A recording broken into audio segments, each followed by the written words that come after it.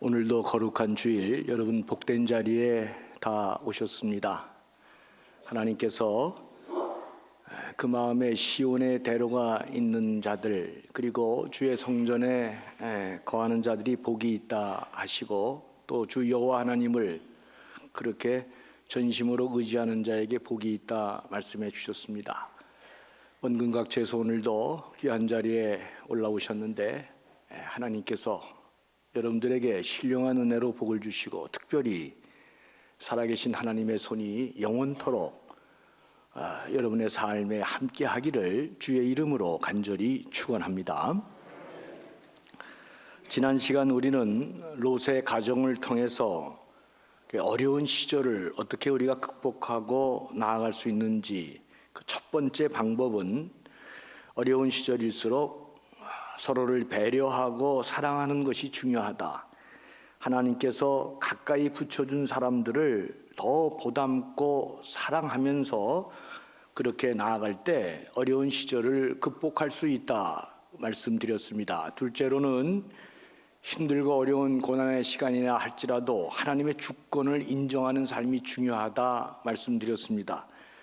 내가 아무리 고난 중에 있어도 내 삶이 버림받은 것이 아니라 살아계신 여호와 하나님 섭리 안에 내가 오늘도 놓여 있고 하나님의 통치 안에 있음을 믿으면서 여전히 고난 속에서도 하나님께 소망을 두고 하나님의 자비하심을 끝까지 기다리며 살아가는 것, 이게 희망의 가능성을 여는 아주 중요한 시작이 된다, 그런 말씀을 나누었습니다. 오늘은 그 어려운 시절을 극복하고 그걸 탈출하는 마지막 방법 한 가지 더 생각하려고 하는데, 첫 번째와 두 번째가 믿음과 신앙이 이론편이라면, 오늘 세 번째는 구체적인 삶, 실천편이라고 말씀드릴 수 있겠습니다. 오늘 우리가 읽은 본문은 우리에게 어려운 시절을 이렇게 극복하고 탈출하는 중요한 방법으로 우선 할 수 있는 일을 하라, 그렇게 말씀하시는 것으로 저는 느꼈습니다. 흔히 인생 경험을 많이 하신 분들이 속담같이 하는 말씀들이 있습니다. 호랑이에게 물려가도 정신만 차리면 산다. 더욱이 하늘이 무너져도 솟아날 구멍이 있다 그랬습니다. 잠언 4장 23절을 보면 모든 지킬 만한 것 중에 더욱 내 마음을 지켜라. 생명의 근원이 이에서 남이니라 그랬습니다. 이 귀한 말씀들이 다 무엇을 말하는 것입니까? 그냥 제가 스스로 21세기 버전으로 바꾸어서 말씀드리면, 어떤 상황과 어떤 어려운 처지에 있다 할지라도 전혀 앞이 보이지 않는 그런 참담한 그런 상황에 내가 봉착했다 할지라도 그럴수록 더욱 정신을 차리고 마음줄을 잘 잡고 우선 할 수 있는 일부터 해야 한다, 이제 그런 말씀이 된다고 저는 믿습니다. 오늘 본문을 보면 이들이 베들레헴에 돌아왔죠. 롯의 가족이 베들레헴에 돌아왔습니다. 다시 베들레헴에 양식이 있다는 소식을 듣고 돌아왔습니다. 그때 룻이 시어머니 나오미에게 이렇게 말합니다. 어머니, 제가 이삭을 주우러 나아가겠습니다. 그렇게 말하니까 시어머니 나오미가 그렇게 하라 말하는 장면입니다. 2절을 보시죠.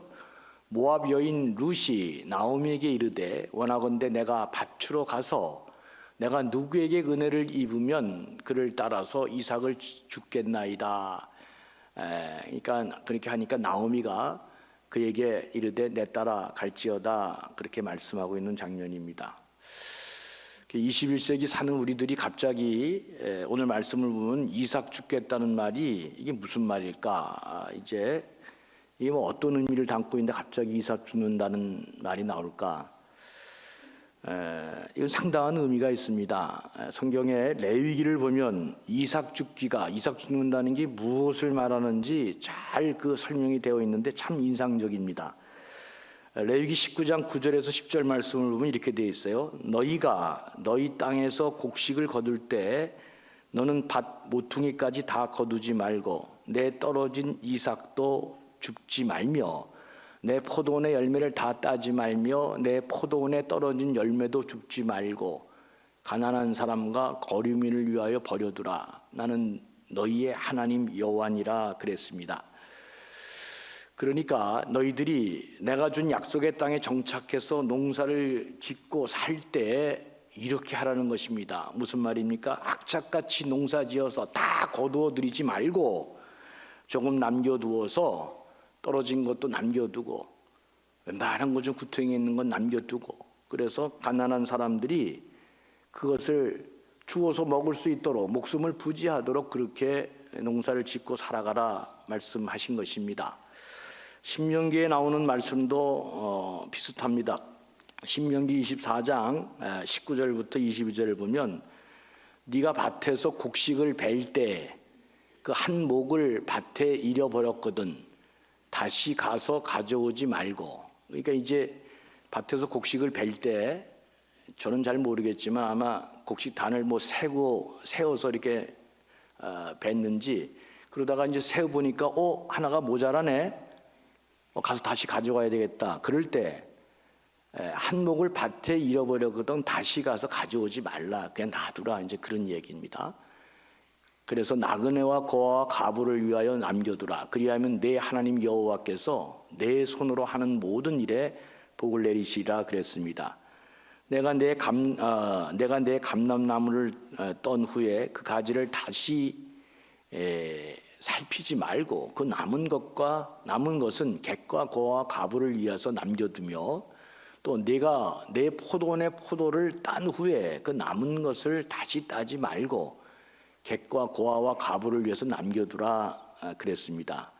그러면서 하나님이 너는 애굽 땅에서 종되었던 것을 기억하라. 너도 옛날에 그런 거 하나 못 먹고 진짜 핍박과 고난 가운데 살았던 네 인생도 기억하면서 그것을 기억하라. 이러므로 내가 내게 이 일을 행하라 명하노라 그랬습니다. 명령하노라 그랬습니다.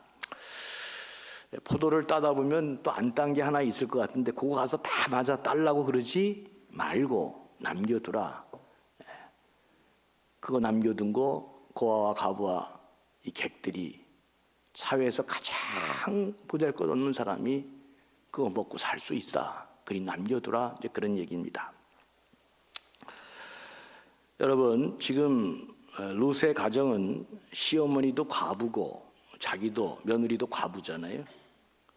더욱이 룻은 이방 여인이었습니다. 그러니까 이게 남의 나라 땅에 와서 살기가 얼마나 어려웠을까, 뭘 하나 해서 부쳐 먹기가 어려운 형편이었을 것입니다. 특별히 룻기를 읽어보면 룻이 등장할 때마다 룻기는 꼭 모압 여인 룻이 꼭 앞에다가 모압 여인이라는 표현을 꼭 갖다 붙입니다. 무슨 말이에요? 이방 여인이고, 이건 뭐 보통 과부가 아니다. 오늘 본문 시작부터 1절 22절을 보면 그렇게 되어 있습니다. 나오미가 모압 지방에서 그 며느리 룻과 함께 돌아왔는데, 그렇게 하지 않고 그의 며느리 모압 여인 룻과 함께 돌아왔는데, 뒤에 다 그렇게 되어 있습니다. 그들이 보리 추수 시작할 때 베들레헴에 이르렀다. 그러니까 성경이 이 가정을 어떻게 표현하고 있냐면, 과부인데 보통 과부가 아니다. 이방 과부가 지금 낯선 땅에 와서 전혀 모르는 곳에서 그 과부인 시어머니를 모시고 살아가고 있는 참으로 가엾은 가정이다, 그런 이야기를 하고 있는 것입니다. 이런 모압 사람이 이스라엘 땅에 와서 이제는 자기 궁핍함을 면하기 위해서 이스라엘 사람들은 마지막 생존하기 어려운 마지막 사람들이 하는 이삭 줍기, 그 이삭 줍기를 해서 먹고 살아야 하니 이 삶이 얼마나 이게 힘겨운 일이었는가를 보여주고 있는 것입니다. 그럼에도 불구하고 룻이 어머니 제가 나가서 이삭 줍기를 하겠습니다 그랬습니다. 어려운 시절 사랑하는 사람, 또 시어머니를 위해서, 자기를 위해서 살기 위해서 해야 될 첫 번째 일은 뭐냐? 할 수 있는 일을 먼저 하는 것입니다. 이삭 줍기를 해서라도 살아남아야 한다, 성경이 그렇게 지금 말씀하고 있는 것입니다. 잘 아는 요셉 이야기를 잠깐 하겠습니다. 요셉은 형들의 미움을 받아 애굽에서 종으로 팔려갔습니다. 애굽의 종으로 팔려갔으니까 이게 얼마나 끔찍해. 난 이 형들이 참 대단한 사람들이다, 그런 생각이 들어집니다.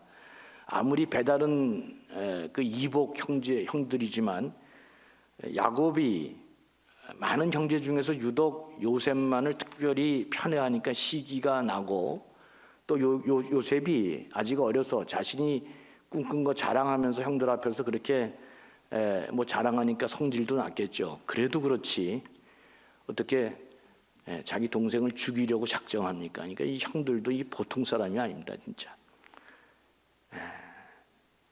죽이려고 했다가 또 상의해서 마음을 바꿔서 애굽에 가는 대상들에게 종으로 팔아버렸습니다. 진짜 굉장한 일이 벌어진 거죠. 이런 일이 일어날 수 있습니다. 그래서 요셉은 하루아침에 사랑받는 아들이 낯선 땅에 노예로 전락하고 말았습니다. 그런데 요셉은 노예로 팔려온 바로의 친위대장 보디발의 집에서 신임을 받는 사람이 되었다. 성경이 그렇게 말씀합니다.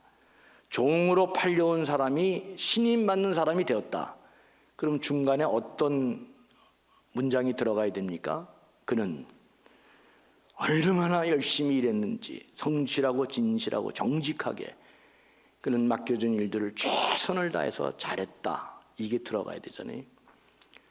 안 들어가도 종으로 팔려간 사람이 신임받는 사람이 됐다. 우리가 미루어 다 짐작할 수 있는 것입니다. 한번 생각해 보시기 바랍니다. 부족장의 부유한 아들로 태어나서 아버지 야곱의 너무나 많은 사랑을 받고 태어날 때부터 다른 형들과는 다른 채색 옷을 입으면서 그렇게 존귀하게 자라면서 또 꿈도 이상하게 멋진 꿈도 꿨어요. 앞으로 내 인생 이렇게 잘 나가겠다 비전을 갖고 있던 이 한 청년이 하루아침에 노예로 팔려와 비참한 삶을 살게 되었을 때 여러분 대부분의 사람들은 어떡합니까? 뭘 희망 갖고 거기서 살 수 있겠어요? 그것도 남의 나라 땅에 종으로 팔려왔는데 인생 끝이잖아요. 그런데 정말 놀라운 것은 요셉이 그 종된 노예의 삶을 열심히 살아냈다고 하는 것입니다. 부유한 부족장의 아들로 태어나 손에 물 하나 묻히지 않은 사람이 지금 당장 변한 자기 현실 앞에서 그는 노예의 현실을 받아들이고 자신이 할 수 있는 일을 첫 번째 최선을 다해냈다는 것이 대단합니다.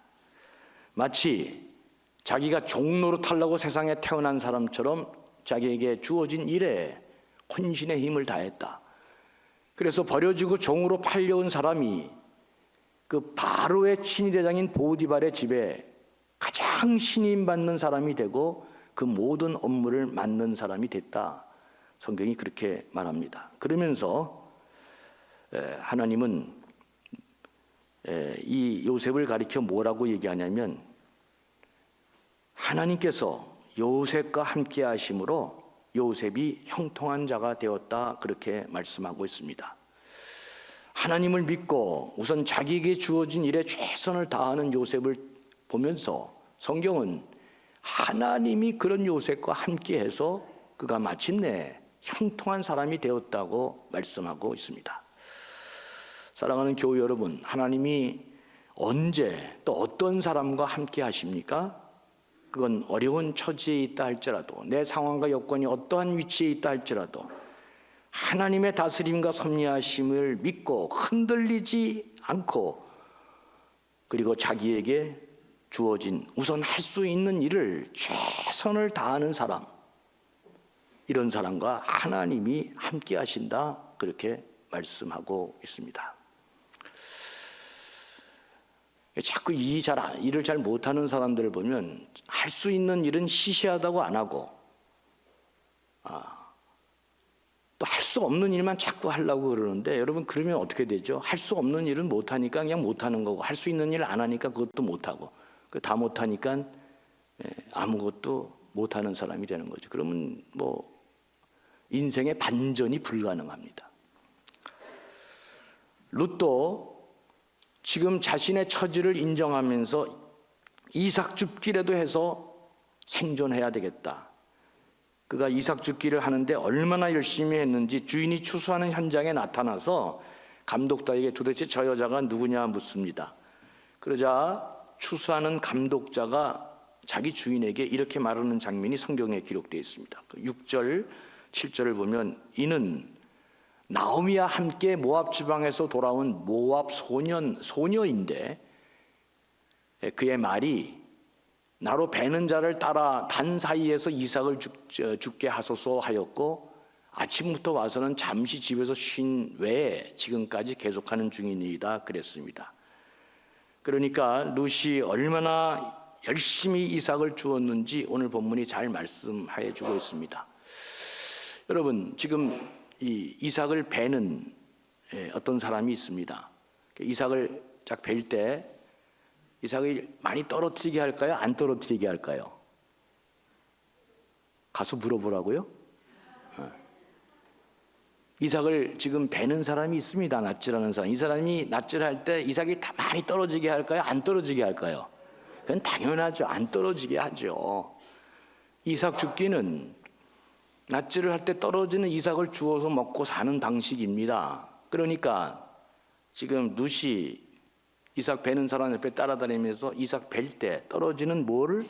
이삭을 주우면서, 그런데 그거 몇 개를 주었는지 모르겠지만 하루 종일 주었다. 그렇게 해야 두 과부가 먹고 살았는지, 이런 참으로 힘든 생을 살았는데 우선 할 수 있는 일이 그거밖에 없으니까 룻이 아침부터 와서는 잠시 집에 가서 쉰 것 외에 지금까지 계속 저렇게 하는 중이다 말하고 있습니다.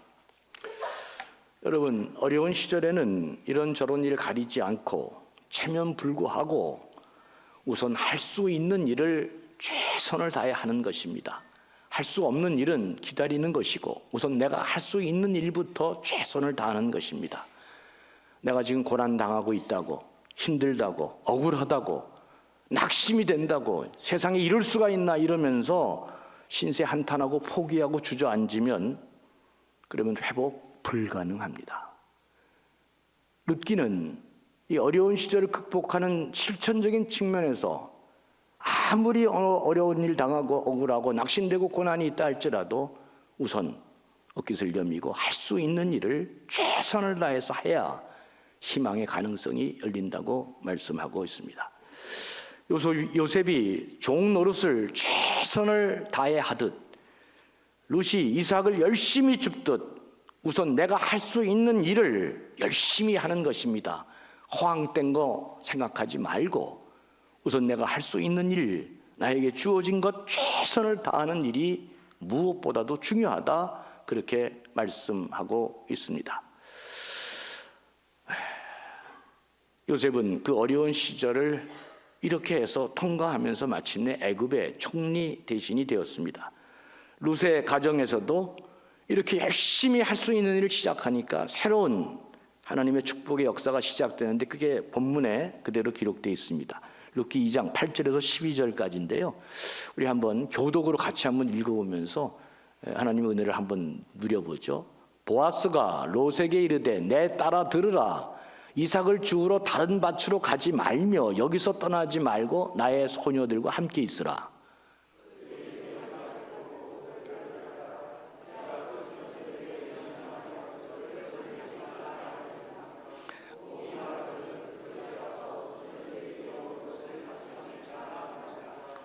룻이 엎드려 얼굴을 땅에 대고 절하며 그에게 이르되 나는 이방 여인이거늘 당신이 어찌하여 내게 은혜를 베푸시며 나를 돌보시나이까 하니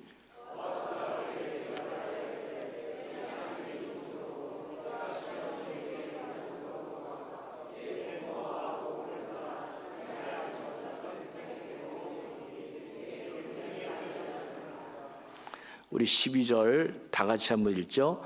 여호와께서 내가 행한 일에 보답하시기를 원하며 이스라엘 하나님 여호와께서 그의 날개 아래 보호를 받으러 온 내게 온전한 상 주시기를 원하노라 하는지라. 아멘. 하나님의 은혜가 어떻게 임하는지를 오늘 우리가 성경을 같이 읽었습니다. 불평하고 원망하고 한탄하고 낙심하고 억울해하고 항변하고 이렇게 해서 문제가 해결되지 않습니다. 우선 내가 해야 될 일들을 다시금 마음을 모으고 옷깃을 여미고 최선을 다할 때, 그때 거기서부터 하나님의 놀라운 구원의 역사가 시작되는 것이고, 내가 상상할 수 없는 놀라운 일들을 하나님이 만들어 주시는 것입니다. 제가 미국에서 2004년, 2005년 여기 이제 미국에 있을 때 1년간 교포사회를 아주 인기를 독차지했던 한국의 드라마가 있습니다. KBS 대하 드라마, 자그마치 104부작 방영된 게 있는데, 그게 그 유명한 김은혜 칼의 노래를 드라마로 만든 불멸의 이순신이었습니다. 불멸의 이순신. 근데 이제 그 불멸의 이순신의 그 드라마를 저도 미국에서 이걸 테이프 이제 그 주는 거를 우리 교인이 목사님 한번 보세요 해서 제가 나도 봤습니다. 그렇게 해서. 근데 그게 이제 드라마가 막 유포될 때 웹상에서 어떤 사람이 너무 막막하다고, 그래서 포기해야겠다고 말하지 말라 그러면서 이 이순신 장군의 어록을 같이 올려놨어요. 그러니까 너무 막막하고 너무 답답하다고 말하지 말라 그러면서 우리나라의 최고의 충신인 이순신 장군도 이렇게 기가 막히고 억울하고 답답한 일을 당하면서도 이렇게 승리했다는 것을 웹상에 글로 올려놨는데, 사람들이 그 드라마도 보고 그 글을 보면서 열광했습니다. 미국에서 힘든 삶을 살다가 한국 드라마가 딱 들어오면 사람들이 그 드라마를 잘 볼까요, 안 볼까요? 잘 봅니다. 그리고 보면은 한 편 볼까요, 두 편 볼까요? 밤새도록 봅니다. 그래가지고 주일날 아침에 이렇게 보면 눈이 퉁퉁 부어서 온 사람은 분명히 어저께 저거 드라마 보다가 못 왔구나, 그 정도로. 저도 교인이 빌려줘서 봤습니다. 딱 주일 다 끝나고 집에 가서 드라마를 보는데 제가 몇 편 봤을 것 같아요, 여러분? 한 편에 보통 1시간, 몇 편 봤을 것 같아요? 제가 잘 기억은 안 나지만 그때 분명히 4-5편은 봤습니다. 새벽 한 4-5시까지 봤으니까. 정신없이 봤는데 너무 재밌더라고요. 근데 그렇게 어려운 일을 당하면서 힘든 사람들에게 이 드라마가 불멸의 이순신이 우리나라의 충신 중에 충신이잖아요. 세계 역사상 해전사에 있어서 이순신 장군만한 제독이 없습니다. 영국의 그 유명한 넬슨 제독이 있는데 감히 비교할 수 없을 정도로 23전 23 전승을 한 사람은 이순신 장군밖에 없잖아요. 근데 이런 우리나라 충신도 얼마나 많은 어려움을 당하고 막막하고 포기해야 될 상황에서 그가 어떻게 성공했는지를 보여주면서 교포사의 사람들에게 다 이렇게 희망을 준 거예요. 그래서 제가 여러분들에게 몇 가지 이제 글을 한번 좀 이렇게 보여드리려고 하는데, 한번 보죠. 여기 보면 사람들이 집안이 나쁘다고 탓하고 이럴 때 이제 뭐 다 이제 앞에 거는 21세기 버전으로 우리 상황이면 뒤에 거는 이제 이순신 장군이 얘기하는 그런 형식으로 써 있는데, 집안이 나쁘다고 탓하지 말라. 그랬더니 이순신 장군이 나는 몰락한 역적의 가문에서 태어나 가난 때문에 외갓집에서, 친가도 아니고 외갓집에서 자라났다. 머리가 나쁘다고 말하지 말라. 나는 첫 시험에 낙방하고 32에 늦은 나이 겨우 과거에 급제했다. 좋은 직위가 아니라고 불평하지 말라. 나는 14년 동안 변방오지의 말단 수비 장교로 돌았다. 윗사람의 지시라 어쩔 수 없었다고 말하지 말라. 나는 불의한 직속 상관들과의 불화로 몇 차례나 파면과 불이익을 받았다. 몸이 약하다고 고민하지 말라. 나는 평생 동안 고질적인 위장병과 전염병으로 고통을 받았다. 기회가 주어지지 않는다고 불평하지 말라. 나는 적군의 침입으로 나라가 위태로워진 후 47의 제독이 되었다. 조직의 지원이 없다고 실망하지 말라. 나는 스스로 논밭을 갈아 군자금을 만들었고 23번 싸워 23번 이겼다. 윗사람이 알아주지 않는다고 불만 갖지 말라. 나는 끊임없는 임금의 오해와 의심으로 모든 공을 뺏긴 채 옥살이를 해야 했다. 자본이 없다고 절망하지 말라. 나는 빈손으로 돌아온 전쟁터에서 12척의 낡은 배로 133척의 적을 막았다. 옳지 못한 방법으로 가족을 사랑한다 말하지 말라. 나는 20살의 아들을 적의 칼날에 잃었고 또 다른 아들들과 함께 전쟁터로 나섰다. 죽음이 두렵다고 말하지 말라. 나는 적들이 물러가는 마지막 전투에서 스스로 죽음을 택했다 그랬습니다. 이제 힘들고 어려워도 무너지지 말고 열심히 하라고 웹상에서 누가 이게 글을 다 올려놨습니다. 사랑하는 교회 여러분, 참으로 어려울 때 우리는 보이지 않는 희망을 찾아서 어떻게 그 길을 잘 나설 수 있을 것인가? 우리는 눕기를 통해서 내 삶이 하나님 안에서 극심한 고난을 당하고 있다 할지라도 내 삶이 여전히 하나님의 섭리 안에 있음을 고백하면서 신음하고 힘들어해도 흔들림 없이 하나님을 신뢰하고 나아가라. 그리고 그렇게 나아갈 때 우리 곁에 가까이 두신 사람들을 배려하고 보담고 사랑하면서 절대로 좌절하고 절망하지 말고 우선 내가 할 수 있는 일에 최선을 다해서 혼신의 힘을 다할 때 우리 앞에 희망으로 새로운 역사가 전개될 것이다. 이것이 룻기를 통해서 하나님이 우리에게 주신 귀한 말씀입니다.